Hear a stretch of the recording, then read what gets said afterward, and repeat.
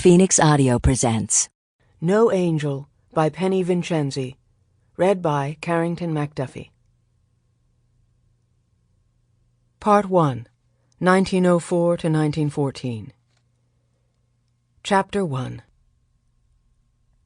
Celia stood at the altar, smiling into the face of her bridegroom, and wondered if she was about to test his vow to cherish her in sickness and in health rather sooner than he might have imagined. She really did feel as if she was going to vomit, there and then in front of the congregation, the vicar, the choir. This was truly the stuff of which nightmares were made. She closed her eyes briefly, took a very deep breath, swallowed, heard dimly through her swimmy, clammy nausea the vicar saying, "I now pronounce you man and wife." And somehow the fact that she had done it, managed this marriage, managed this day, that she was married to Oliver Lytton, whom she loved so much, and that no one could change anything now, made her feel better. She saw Oliver's eyes on her, tender but slightly anxious, having observed her faintness, and she managed to smile again before sinking gratefully onto her knees for the blessing. Not an ideal condition for a bride to be in, almost 3 months pregnant. But then, if she hadn't been pregnant, her father would never have allowed her to marry Oliver anyway.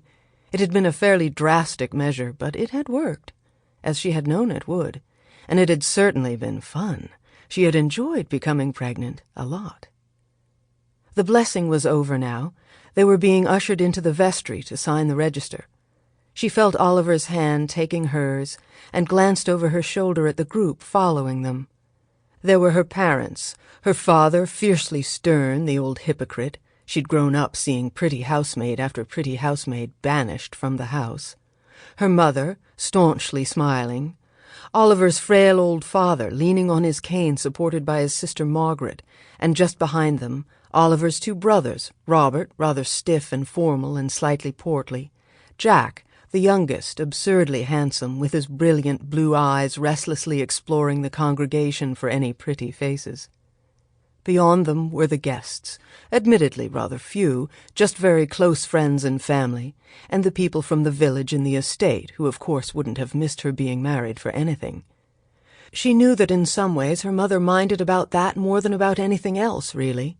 That it wasn't a huge wedding like her sister Caroline's, with 300 guests at St. Margaret's, Westminster, but a quiet affair in the village church. Well, she didn't mind. She didn't mind in the very least. She had married Oliver. She had got her way.